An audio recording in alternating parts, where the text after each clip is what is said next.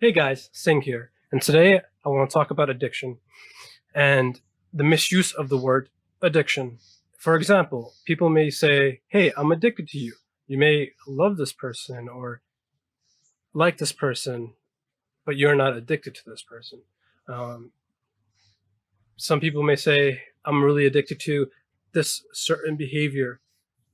They might not be. It might be a vice, but an addiction in itself is a negative concept. And I want to get that point across because a lot of people who are addicts, they're impacted very negatively, and there are five major life areas that are affected by addiction. And I'm not saying that all five have to be affected for you to be an addict, but if any one of these have been impacted negatively, you might want to take a step back and sort of reevaluate what's going on. Maybe you have an addiction to something and you don't know what it is, or something is happening. Either way, just step back and reevaluate. So the first thing I want to talk about is finances. So an addiction can hurt you financially. I've known clients and other people who have spent upwards of $500 a day on their addiction. And I'm not saying just substance abuse related addictions, even behavioral addictions such as gambling, sex. There is a lifestyle to be had sort of when it comes to these addictions, and upkeep gets very expensive. And number two is interpersonal relationships, and that is friends and family. So that might be your significant other or your family member saying, hey, we think you're drinking too much, or hey, we think you have a problem, and we want you to get help. If other people are noticing, there might be an issue.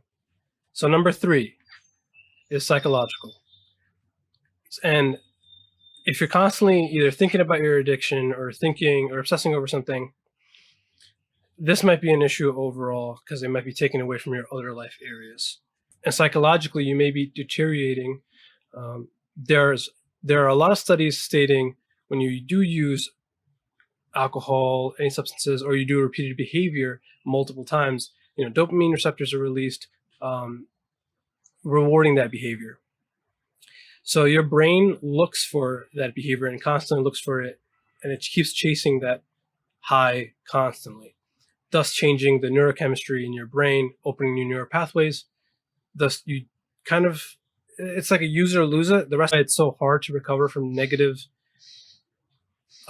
behaviors. That's why when addicts come to us and they want help, we try to work on deviating their negative thoughts and negative behaviors.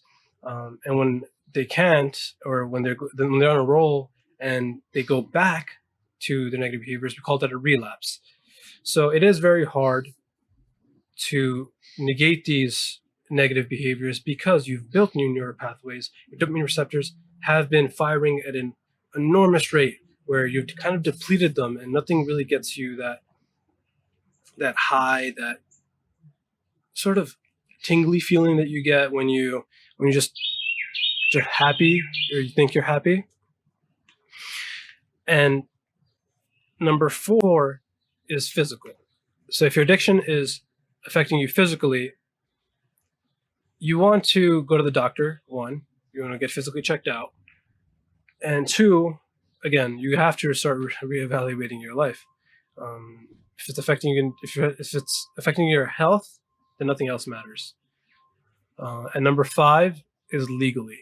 If your addiction has caused you any sort of legal issues, it's a problem.